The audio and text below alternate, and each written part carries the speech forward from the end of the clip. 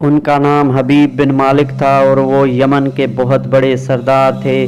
ابو جہل نے پیغام بھیجا کہ حبیب محمد صلی اللہ علیہ وآلہ وسلم نے فلاں تاریخ کو چاند کے 2 ٹکڑے کرنے ہیں، تم یہاں آ جاؤ اور چاند کو دیکھنا کہ وہ 2 ٹکڑے ہوتا ہے یا نہیں۔ چنانچہ حبیب بن مالک نے سفر باندھا اور کوہ ابو قیس پر پہنچ گئے، جہاں کفار نے مطالبہ کر دیا تھا کہ آسمانی معجزہ یہاں دکھاؤ یا چاند کو 2 ٹکڑے کرو۔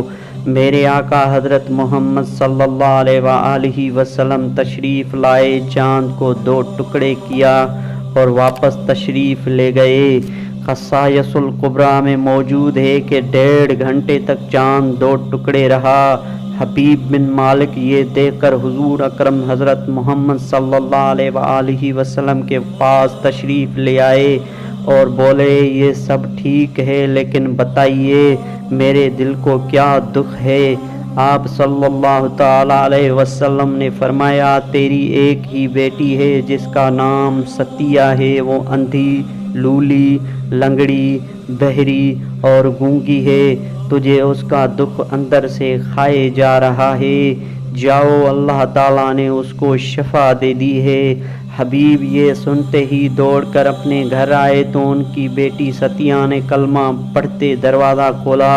حبیب نے پوچھا کہ ستیہ، تجھے یہ کلمہ کس نے سکھایا؟ تو اس نے حضور اکرم صلی اللہ علیہ وآلہ وسلم کا سارا حلیہ بتایا۔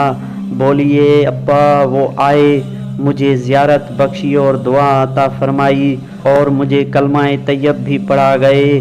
حبیب واپس گئے اور کلمہ پڑھ کر مسلمان ہو گئے، اور نہ صرف مسلمان ہوئے بلکہ اسلام کی خدمت میں بھی پیش رہے بحوالہ معجزات مصطفیٰ۔ صلو علی الحبیب صلی اللہ تعالی علیہ وآلہ وسلم۔